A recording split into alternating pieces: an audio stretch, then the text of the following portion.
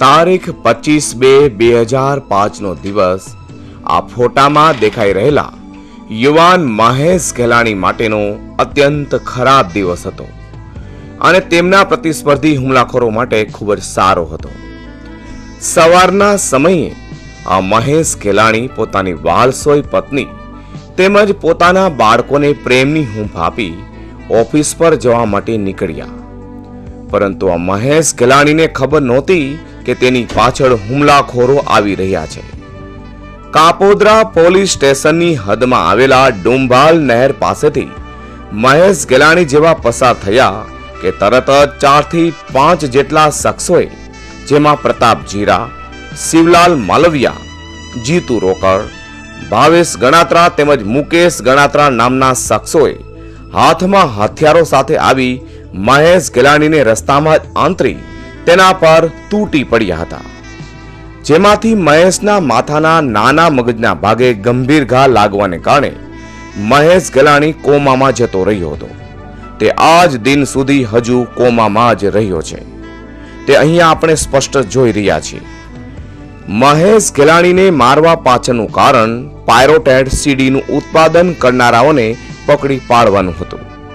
જે આરોપીઓના નામ છે તે લોકો પાયરોટેડ સીડીનો વેપલો કરતા હતા અને હજુ પણ ખુલ્લેઆમ કરી જ રહ્યા છે। આ લોકોને પોલીસ પકડી શકતી નથી, કારણ કે તેની લાગવગ અને પૈસા ખૂબ જ છે।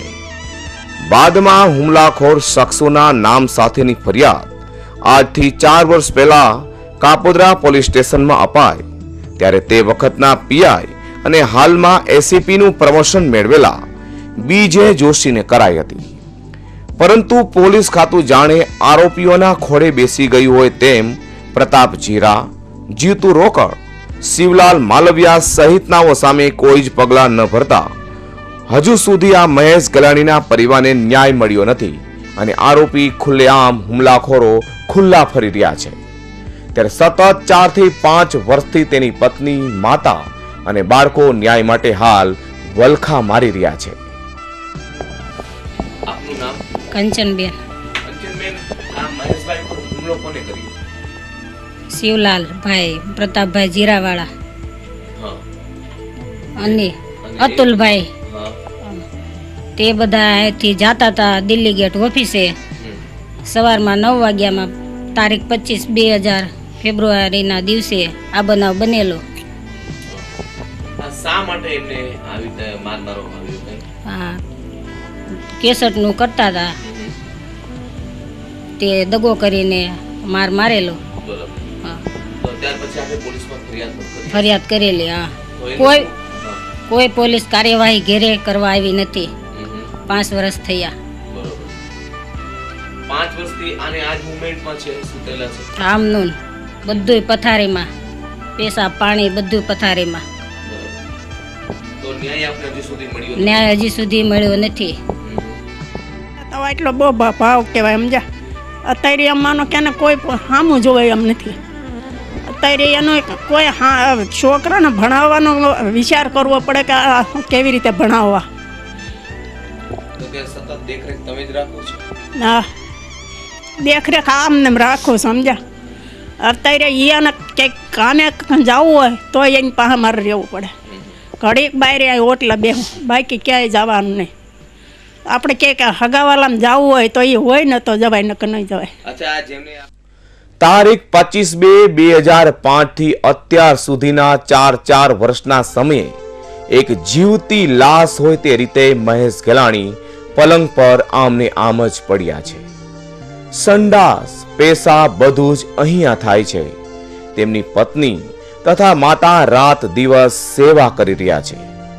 અરે એ તો ઠીક, તેમની પત્ની આજ દિન સુધી મોલ્લામાંથી બહાર પણ ગયા નથી, તે ફક્ત પોતાના પતિની સેવા કરી રહ્યા છે। આપણી આંખમાંથી પણ આંસુ નીકળી જાય તેવી દયનીય હાલત મહેશ ગેલાણીની બની છે। મહેશ ગેલાણી ફક્ત આંખનું જ મૂવમેન્ટ ચાલુ છે, એની આંખના પાણી પણ સુકાઈ ગયા છે। તેમને કંઈ જ ખબર નથી પડતી, કારણ કે માત્ર આંખમાં જીવ હોય તેમ લાગી રહ્યું છે, બાકીનું શરીર સાવ લાકડા જેવું બની ગયું છે। એક સમયે મહેશ ગેલાણી પ્રોગ્રામ ઓર્ગેનાઇઝર હતા, ત્યારે ફિલ્મ સ્ટારો ગુજરાતી તેમજ હિન્દી ફિલ્મ સ્ટારોનો તેમજ સાથે પોલીસ ખાતાને પણ બોલાવી તેવું સન્માન કરતા હતા તે ફોટા અહીંયા સ્પષ્ટ દેખાય છે. તે જ મહેશ ગેલાણી હાલ જીવન મરણ વચ્ચે ઝોલા ખાઈ રહ્યા છે અને હુમલાખોરો આરામની જિંદગી વિતાવી રહ્યા છે. જો પોલીસ ભાનમાં આવવાની રાહ જોતા હોય તો 5-5 વર્ષથી એનો અર્થ એમ થયો કે આ જે અપરાધીઓ છે ખુલ્લા ફરી રહ્યા છે. અપરાધીઓ ખુલ્લા ફરે છે એટલું જ નથી, અપરાધીઓને પોલીસ સાથે સારો સુમેળ છે અને એને લીધે જ અમારું કામ નથી થયું. નહીતર પોલીસ ધારે તો આજે મળદાઓને પણ બોલતા કરે છે, એટલું આપણે સાંભળેલું છે. એટલે પોલીસને આમાં ઇન્ટરેસ્ટ ખાલી આરોપીઓને બચાવવામાં છે. જે તે વખતના કોણ પોલીસ અધિકારીઓ હતા? ત્યારે પીઆઈ જોશી હતા અને એણે તે દિવસે જાણી જોઈને પીયુ ગોસાઈને ચાર્જ આપેલો હતો અને અમે એને રજૂઆત પણ કરેલી, છતાં એ એની જવાબદારીમાંથી છટકી ગયા છે.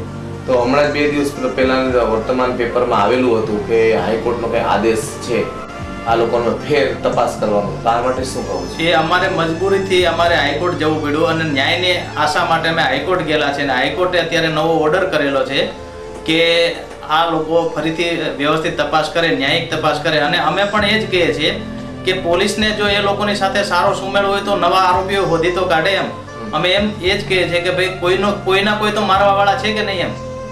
એટલે અમે લોકો હાઈકોર્ટ ગયા હતા અને હાઈકોર્ટથી ઓર્ડર આવ્યો છે તો અમને થોડીક આશા છે કે હવે અમને ન્યાય મળશે, અમારા પરિવારને ન્યાય મળશે.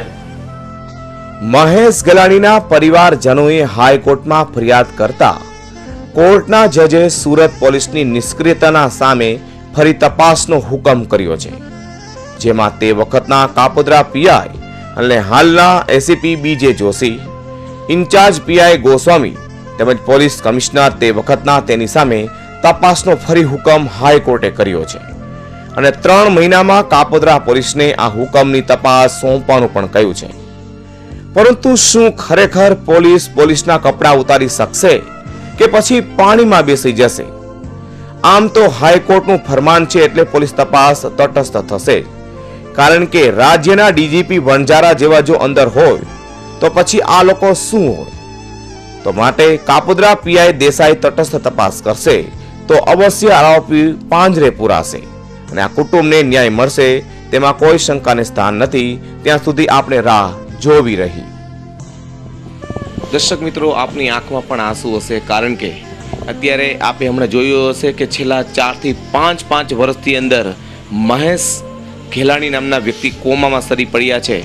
અત્યારે તેમની સારવાર જે સતત એક નાના બાળકને પણ આપણે જો 1 મહિના માટે આપણે આમથી આમ કરવું હોય તો પણ કંટાળી જઈએ છીએ, ત્યારે એમની ધર્મપત્ની એમના માતૃશ્રી અત્યારે એ સતત 5 વર્ષથી દિવસ રાત જોયા વગર એ સારવાર કરી રહ્યા છે.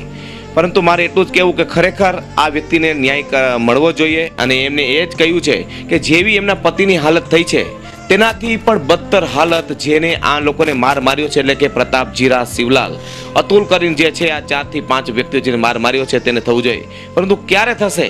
જો પોલીસ આની અંદર સક્રિય થશે તો જ. મિત્ર, સમાચાર માટે હું પ્રકાશવાળા, કેમેરામેન જયદીપ ભટ્ટ સાથે સુરત.